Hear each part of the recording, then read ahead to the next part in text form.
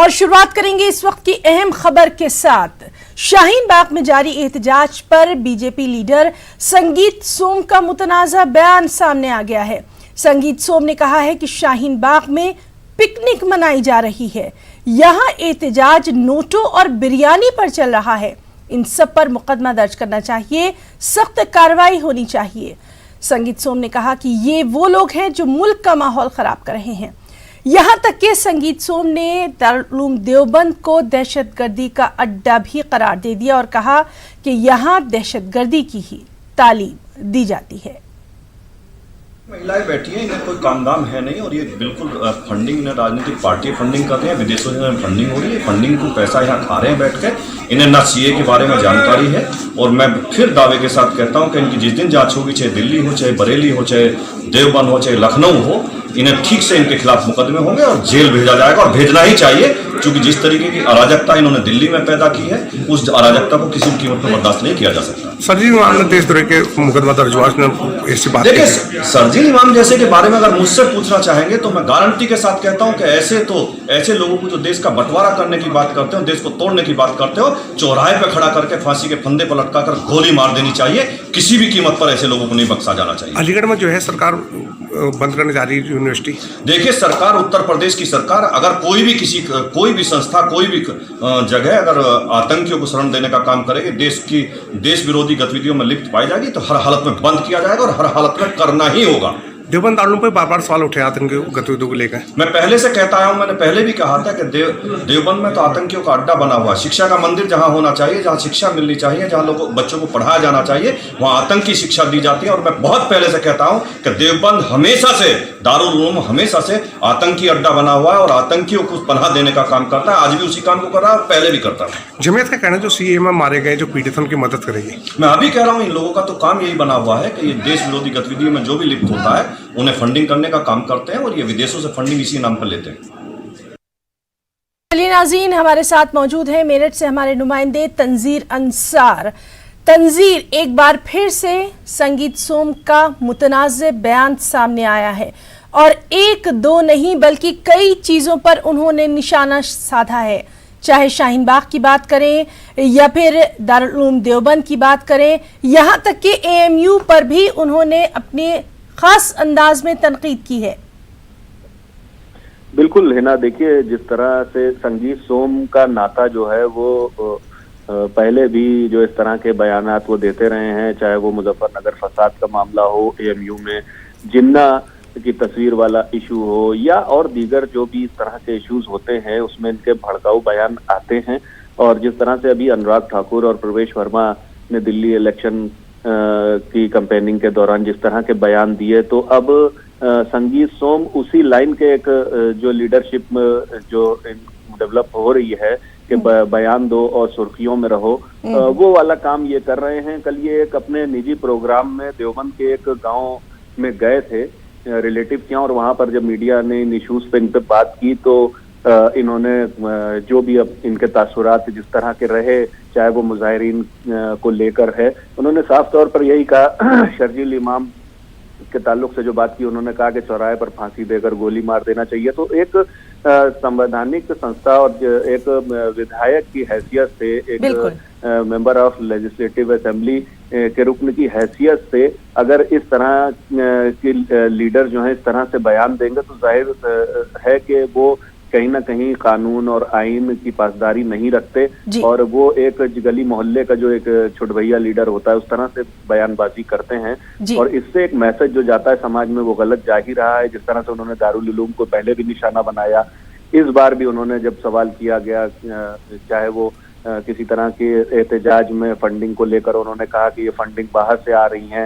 हालांकि अगर उनसे ये कहा जाए कि आप इस चीज को साबित करिए तो शायद वो उस पर बैकफुट पे आ जाएंगे, लेकिन ये जबान है, चल जाती है, जब जबान से तीर निकल जाता है तो फिर वो वापस नहीं आता और इसके बहुत दूर तक असरात होते हैं। जी तंजीर, बिल्कुल आपने सही बात कही कि बयान जो है सिर्फ सुर्खियां बटोरने के लिए ही दिए जा रहे हैं, बिल्कुल ऐसा लग रहा है। खासतौर से हम यहाँ पर ये बात का तज़किरा ज़रूर करना चाहेंगे, इस तरह के जो बयानात दिए जा रहे हैं इससे कहीं ज़्यादा अहम की चीज़ें जो हैं वो समाज में हैं, चाहे हम माशी सुधार की बात कर लें, चाहे हम सेहत की बात कर लें, तालीम की बात कर लें, आखिर बयानात पे उलझकर कब तक रहा जाएगा? इन तमाम अहम मुद्दों पर कब तवज्जो दी जाएगी? बिल्कुल है ना, इन सब मुद्दों, ये तो मुद्दे पीछे हो गए हैं कहीं। अब सीए, एनआरसी, एनपीआर, इन मुद्दों को लेकर ही सियासत की जा रही है। जो मुजाहिरीन धरने पर बैठे हुए हैं उनका एक अपना इशू है कि वो किन मुद्दों को लेकर धरने पर बैठे हुए हैं, क्यों बैठे हुए हैं, इसकी भी एक वजह है। लेकिन जो इसके पीछे की सियासत है उससे फायदा उठाने की ये सियासी जमातें कोशिश कर रही हैं, लेकिन इनको जो हौसला मिल रहा है वो इन्हीं के पार्टी की लीडरशिप से भी मिल रहा है। अभी कानपुर की रैली में सीएम योगी ने खुद कहा कि जो लखनऊ में औरतें धरने पर बैठी हुई हैं वो उनको वो जो है मर्दों ने उनको आगे कर दिया है। और वो आके इस तरह के उन्होंने बयान दिया। तो जब उनकी लीडरशिप जो है, जो एक सीएम जब स्टेट का इस तरह का बयान दे रहा है, उनका पार्टी का एक बड़ा लीडर इस तरह का बयान दे रहा है, तो हम उम्मीद कर सकते हैं कि संगीत सोम जैसे लीडर जो हैं वो क्यों ना इस पे आगे बढ़कर और इस तरह के इश्तियाल अंगेजी करें और इस तरह के बयान दें, जिससे कि एक जो समुदाय है जो एक खास तबके के जज्बात जो हैं वो मजरू ना हो। तंजीर, तो कहीं ना कहीं इस तरह के बयानात जो दिए जा रहे हैं और संगीत सोम जैसे जो लीडर हैं, कहीं ना कहीं जिम्मेदारी तो अब तय होना चाहिए। बिल्कुल, देखिए, होना ये चाहिए कि इन लोगों की जिम्मेदारी इस तरह के बयान देने पे सबसे पहली जिम्मेदारी तो उस पार्टी की है कि जो जिसके ये लीडर हैं, कि वो पार्टी जो है वो उसका अपना खुद का जो है नियम होते हैं, खुद का एक पार्टी का अलग संविधान होता है, क्या उसके तहत ये बयानबाजी हो रही है। और पार्टी की जो फ्रंट लाइन लीडरशिप है, जो इनके नेता हैं, उनको ये तय करना चाहिए कि वो इस पे लगाम लगाते हैं कि नहीं लगाते हैं। दूसरा कि सामाजिक तौर पर भी इन लोगों का जो है इस तरह के बयान देने पर बाइकआउट होना चाहिए। और लेकिन पार्टियां जब सपोर्ट करने लगती हैं इस तरह की लीडरशिप को, तो लगता है कि कहीं ना कहीं उनको वहीं से तहरीक मिल रही है और उनको जो है पुष्टपनाही उनकी हो रही है इस तरह के बयान देने को लेकर। और कहीं ना कहीं उनका जो एक टारगेट है अपना वोट बैंक को लेकर, उसको वो साध रहे हैं, उसको वो पूरा कर रहे हैं। लेकिन अब इतने एक संवैधानिक पद पर रहते हुए एक एमएलए या एमपी अगर कोई बयान देता है तो उसकी एक जिम्मेदारी होती है। वो कोई गली मोहल्ले का ऐसा कोई लीडर नहीं होता कि जिसको नजरअंदाज कर दिया जाए। आपको जब वोटर्स चुन के भेजते हैं असेंबली के लिए या फिर पार्लियामेंट के लिए, तो एक जिम्मेदारी हर उस लीडर पे होती है कि वो लोगों की बात करे, ना कि किसी एक ग्रुप की बात करे और किसी एक ग्रुप को निशाना बनाए। जी तंजीर, एक और बात जानना चाहेंगे, अभी तक क्या कोई रद्द-ए-अमल सामने आया है इस तरह के बयानात के बाद संगीत सोम ने जो दिया है? जी देखिए, लोगों का इस तरह के बयानात को जब हम लोगों से जानने की कोशिश करते हैं तो उसको कोई सपोर्ट नहीं करता है।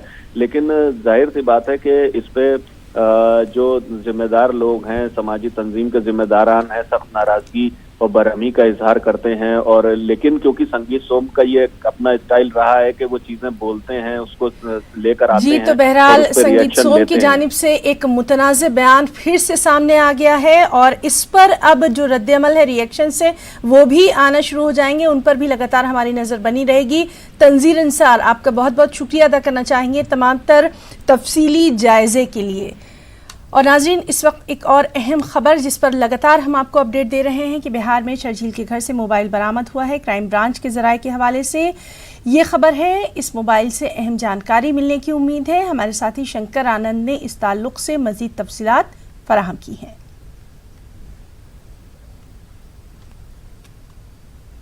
दिल्ली पुलिस की क्राइम ब्रांच के सूत्रों के हवाले से एक बड़ी खबर आ रही है और बड़ी खबर है कि शर्जील का मोबाइल फोन बरामद कर लिया गया है। शर्जील का जो मोबाइल फोन है उसके बिहार स्थित उसका जो आवास है वहां से बरामद किया गया है। अब उसे क्राइम ब्रांच की टीम बिहार से दिल्ली ला रही है और यहां पे लाने के बाद बाकायदा इस मामले पर आगे की तफ्तीश की जाएगी। हालांकि जिस तरह से शर्जील की अगर बात करें तो शर्जील के मसले पर पूरा तफ्तीश का जो दायरा है उसके मोबाइल फोन भी टिका हुआ था और इस मामले पर क्राइम ब्रांच लगातार प्रयास कर रही थी कि जल्द से जल्द उसका मोबाइल फोन जब्त किया जाए जाए, बरामद किया जाए। लेकिन इस मामले पर सर्जिल लगातार जो उल्टे पुल्टे बयान दे रहा था, लेकिन अब इस मामले में एक बड़ी सफलता क्राइम ब्रांच को लगी है। उसका मोबाइल फोन जब्त कर लिया गया है और उसे दिल्ली लाने के बाद इस मामले पर उसको चेक किया जाएगा कि वो किसके संपर्क में था, जिस वक्त में उसकी गिरफ्तारी हुई उसके पहले किन किन लोगों के संपर्क में था, इसके साथ ही उसके साथ में किन किन लोगों के साथ में चैट होती थी, जिस वक्त में विवादास्पद बयान दिया गया उस वक्त में किन लोगों के साथ संपर्क में था, इसके बाद जब बयान दिया गया उसके बाद किन किन लोगों के साथ में वो बातचीत कर रहा था।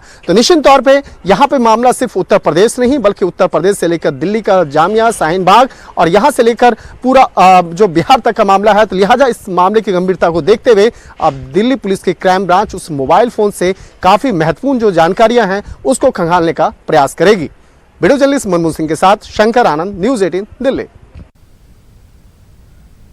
शहरियत कानून के खिलाफ कर्नाटक के भीतर में खवातीन भी सड़कों पर उतर आई हैं। शिवाजी चौक पर ये खवातीन अपना एहतजाज कर रही हैं। वो इस कानून को फौरी वापस लेने का मुतालबा कर रही हैं। बाबा साहब अम्बेडकर के इस संविधान को, उस कॉन्स्टिट्यूशन को जिसमें उन्होंने हमें पूरा हक दिया था, उसकी लड़ाई लड़ने के लिए हम यहाँ पर जमा हैं। जो काला कानून, एनसीआर, एनआरसी और सीएए, एनपीआर का जो कानून जबरदस्ती हम पर लागू किया गया है, हम उसके खिलाफ हैं और उसके खिलाफ हम लीडर की खवातीन एक जगह जमा हैं और पूरी शिद्दत के साथ हम ये गवर्नमेंट से हम ये मांग करते हैं कि इस कानून को वापस लो। हम किसी कीमत पर इस कानून को लागू होने नहीं देंगे और हम इस कानून के बराबर, इस कानून के खिलाफ हमारा एहतजाज जारी रहेगा। ये काला कानून, बाज़ लोग ये समझते हैं कि ये कानून सिर्फ मुसलमानों के लिए है, ऐसा नहीं है। ये कानून हर कमज़ोर तबके के लिए है, किसानों के लिए, मजदूरों के लिए, लेबर्स के लिए और दलित भाइयों के लिए, क्योंकि आजकल बेरोजगारी में इतना ज़्यादा मसरूफ़ हो गए हैं सब लोग कि हम लोग अपने डॉक्यूमेंट्स कहाँ से जमा कर पाएंगे। चलो एजुकेटेड लोग, पैसे वाले लोग जमा तो करेंगे, लेकिन ये गांव के गरीब गुरबा कहाँ से लाएंगे? अपने आबा और अजदाद के कागजात कहाँ से लाएंगे? और अगर हम मुसलमानों से पूछते हैं तो हमारे तो जो है सो सब हिंदुस्तान में फैले हैं। मतलब हमारा डॉक्यूमेंट्स खुद लाल किला है, चार मीनार है, ताज महल है। वज़ीर ख़ज़ाना निर्मला सीतारमन ने पार्लियामेंट में इक़्तिसादी सर्वे पेश किया। इस सर्वे में साल 2020 और 21 में मजमूई घरेलू पैदावार 6 से 6.5% रहने का अंदाज़ा लगाया गया है। सर्वे में बताया गया है कि अप्रैल 2019 में महंगाई की शरह में कमी आई। ये 3.2 से गिरकर 2.6% तक जा पहुंची। सर्वे रिपोर्ट में मशवरा दिया गया कि अगले 3 बरस में बुनियादी ढांचे पर 1.4 ट्रिलियन डॉलर यानी 100 लाख करोड़ की सरमायाकारी की जरूरत है ताकि मईशत की तरक्की में कोई रुकावट न आए। ऐसे तो बजट वित्त मंत्री पेश करती हैं, लेकिन घर का जो बजट है वो गृह मंत्री संभालती है और गृह मंत्री होती है घर की महिला। तो आज हम पहुंचे हैं नोएडा के सेक्टर 62 में घर में और किचन में चलेंगे और जानेंगे कि महिलाएं जो हैं वो इस आने वाले बजट से क्या उम्मीद कर रही हैं। और हमारे साथ हमने बात की महिलाओं की, तो समिता जी भी जुड़ गई हैं। हम समिता जी से जानेंगे कि आने वाले बजट से उनकी क्या उम्मीद है। बजट में ये चाहती हूँ कि निर्मला सीतारमन जी से कि रिक्वेस्ट है कि हम लोग का आप बजट थोड़ा घर को रखते हुए अपनी पोटली को खोलिए, जिससे हम लोग की उम्मीद पे आप खड़े उतरिए। एक्चुअली में क्या होता है, अब हम लोग बजट इतना हाई होता चला जा रहा है कि हम लोग आपस में थोड़े थोड़े सामान बना के लेके आओ तो हम लोग खाना एक जगह गैदरिंग होके यानी कि अब बजट इतना महंगा हो गया है कि कॉन्ट्री करनी पड़ रही है। यस यही बातें हो रही है और कुछ ऐसा नहीं है। तो मतलब कि ये चीज और हर चीज में बिल्कुल फर्क पड़ता है। अब हमारे हस्बैंड जैसे रिटायर हो चुके हैं तो टैक्स भी बहुत ज्यादा पे करना पड़ता है और सैलरी तो इनकम तो नो है, तो वो इस तरीके से फिर घर में काम वाली भी रखो, ये भी रखो। चूंकि वो भी एक लेडी है तो हम लोग ये चाहेंगे कि हम लोग का तकलीफ उनको भी पता है कि क्या होता है घर को संभालना। घर से बाहर भी जाके काम करने वाली भी जो रहती हैं वो लोग भी घर को संभालती हैं, तो कितना कर पाती हैं। तो ये सब चीज बहुत मायने रखता है। तो मुझे इनका कहना है कि हमें उम्मीद है कि जिस तरीके से लगातार महंगाई बढ़ रही है उसमें कुछ ना कुछ कमी होगी। और काफी सारी चीजें इन्होंने बताई। इन्होंने ये भी बताया कि महंगाई इतनी बढ़ गई है कि अगर कोई पार्टी करनी हो तो अकेले बस की बात नहीं है, कॉन्ट्री करना पड़ता है। बजट आने वाला है, आपको पता है? हाँ, तो क्या क्या कहना चाहती है, क्या चाहती है कि इस बजट में क्या हो? चावल दाल सस्ता हो जाए? नहीं, सस्ता तो होना चाहिए। अच्छा, सस्ता होना चाहिए, अभी बहुत महंगा है। अभी तो महंगा है। अच्छा, और क्या क्या उम्मीद कर रही है कि क्या होना चाहिए? देखो कम तो चाहिए, हम लोग तो पता है, देखो पैसा भी कम है तो हम लोग तो पता है इधर थोड़ा सा कम होने के लिए अच्छा होता है। अच्छा, तो सब्जी भी महंगा है, सब कुछ ही तो महंगा है, कम क्या है, कुछ नहीं है। सब चीज महंगी है। हाँ, तो आप चाह रही थोड़ी सस्ती हो जाए? हाँ, सस्ते होने के लिए तो अच्छा होता है। तो जब महंगी बहुत चीजें हो जाती है तो फिर कैसे चलाती हैं काम? कैसे चला, थोड़ा थोड़ा करके लेके खाना वाना बनाती है भाई, थोड़ा थोड़ा करके। हाँ। तो इनका कहना है कि काम चलाना पड़ता है और ये उम्मीद करती हैं वित्त मंत्री से कि जिस तरीके से सब्जी है जो मतलब डेली यूज की चीजें हैं वो महंगी हो रही हैं, तो इनकी उम्मीद है कि शायद आने वाले बजट में उनमें कुछ कटौती होगी।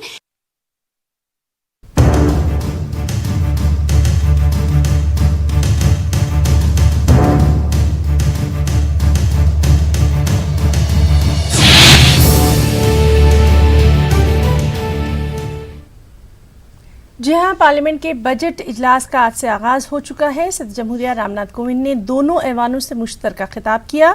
सदर जमहूरिया ने हुकूमत की कारकर्दगी की सराहना की। जब उन्होंने शहरियत कानून का जिक्र किया तो अपोजिशन अरकान ने हंगामा किया। सदर जमहूरिया ने कहा कि गांधी जी की ख्वाहिश को शहरियत कानून बनाकर पूरा किया गया। सदर जमहूरिया ने दफ़ा 370 को हटाए जाने को तारीखी कदम करार दिया और कहा कि जम्मू कश्मीर और लद्दाख के लोगों को भी दीगर लोगों की तरह हुकूक मिले हैं। उन्होंने कहा कि इस इक़दाम से जम्मू कश्मीर और लद्दाख तामीर तरक्की की राह पर गामजन होंगे। उन्होंने ये भी कहा कि मरकजी हुकूमत यूटी में बेहतर और ईमानदार इंतज़ामिया को यकीनी बनाना चाहती है। सदर जमहूरिया ने कहा कि जम्मू कश्मीर में लोगों के ताउन से मिलिटेंसी में भी कमी आई है। डॉक्टर श्यामा प्रसाद मुखर्जी ने लोकसभा में कहा था कि एक लोकतांत्रिक संघीय राज्य में एक इकाई के नागरिकों के मौलिक अधिकार किसी अन्य इकाई के नागरिकों से अलग नहीं हो सकते। क्या जम्मू कश्मीर के लोग उन मूलभूत अधिकारों के हकदार नहीं हैं जो हमने शेष भारत के लोगों को दिए हैं?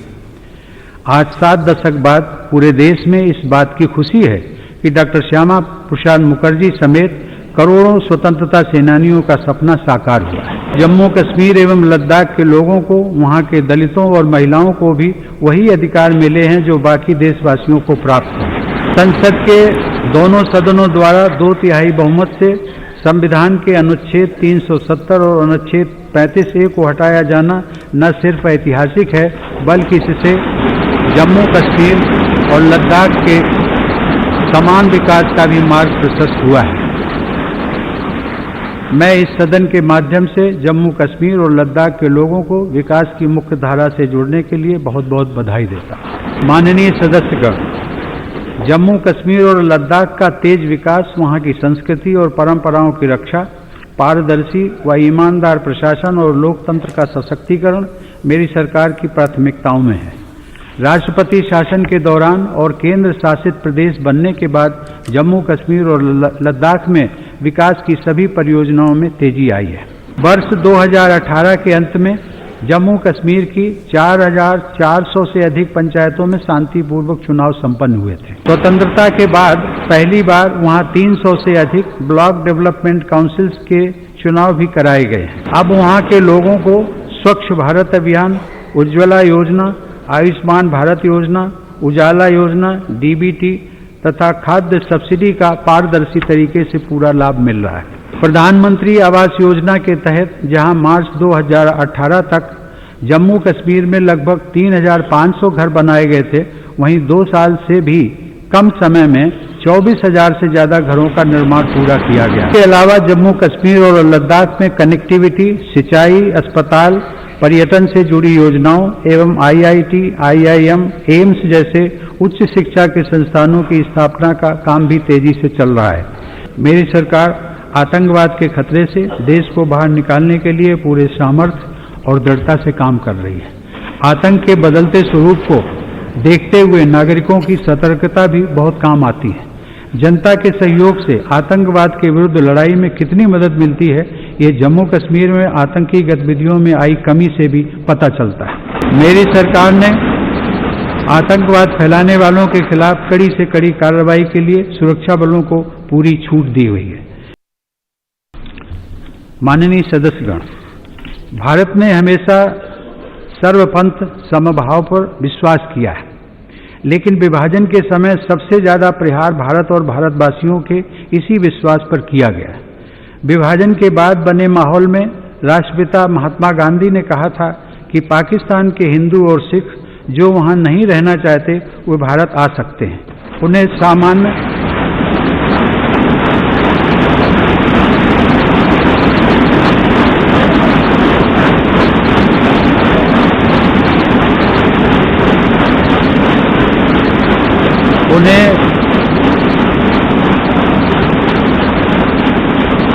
सामान्य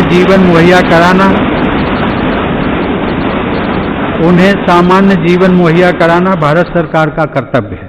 पूज्य बापू के इस विचार का समर्थन करते हुए समय समय पर अनेक राष्ट्रीय नेताओं और राजनैतिक दलों ने भी इसे आगे बढ़ाया। हमारे राष्ट्र निर्माताओं की उस इच्छा का सम्मान करना हमारा दायित्व है। मुझे प्रसन्नता है कि संसद के दोनों सदनों द्वारा नागरिकता संशोधन कानून बनाकर उनकी इच्छा को पूरा किया गया।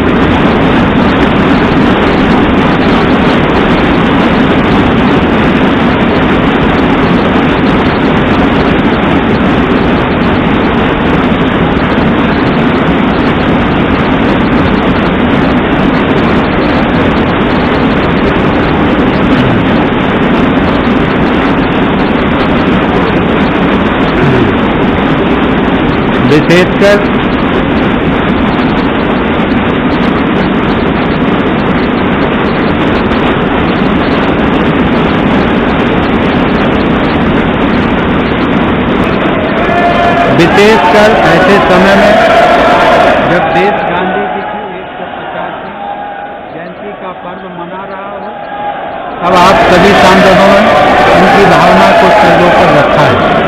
मैं संसद के दोनों सदनों का तथा सभी सांसदों का अभिनंदन करता हूं। माननीय सदस्य,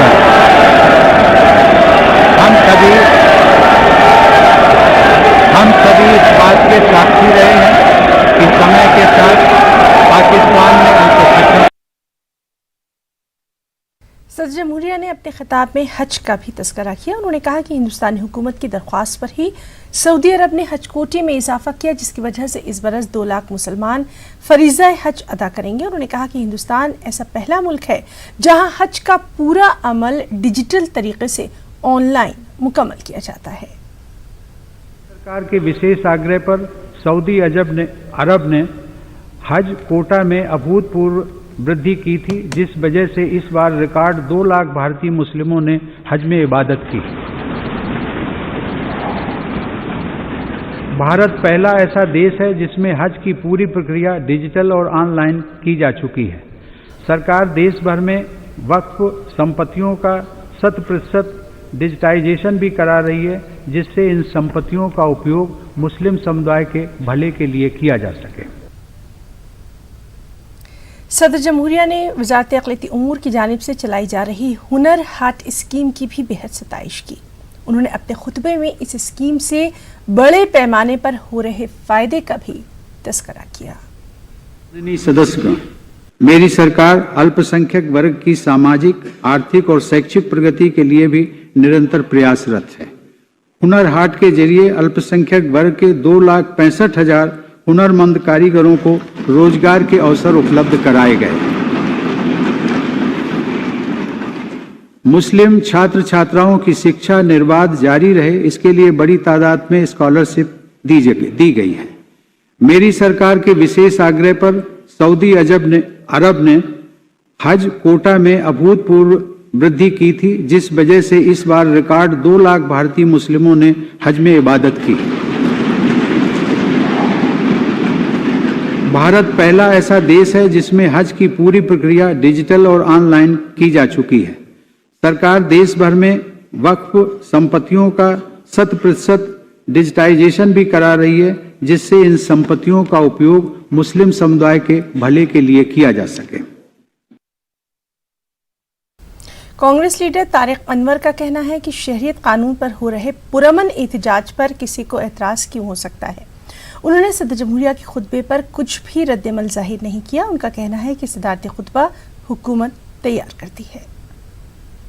जानकारी है कि जिस संविधान के द्वारा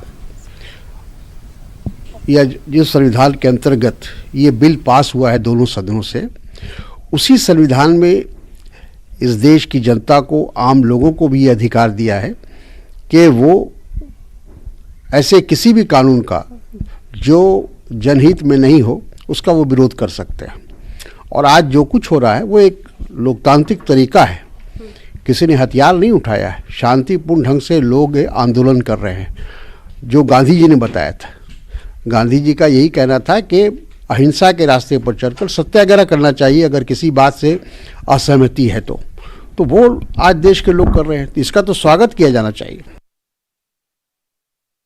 और समाजवादी पार्टी लीडर अखिलेश यादव ने कहा कि बीजेपी जो मुल्क को दे रही है वो अवाम को नहीं चाहिए।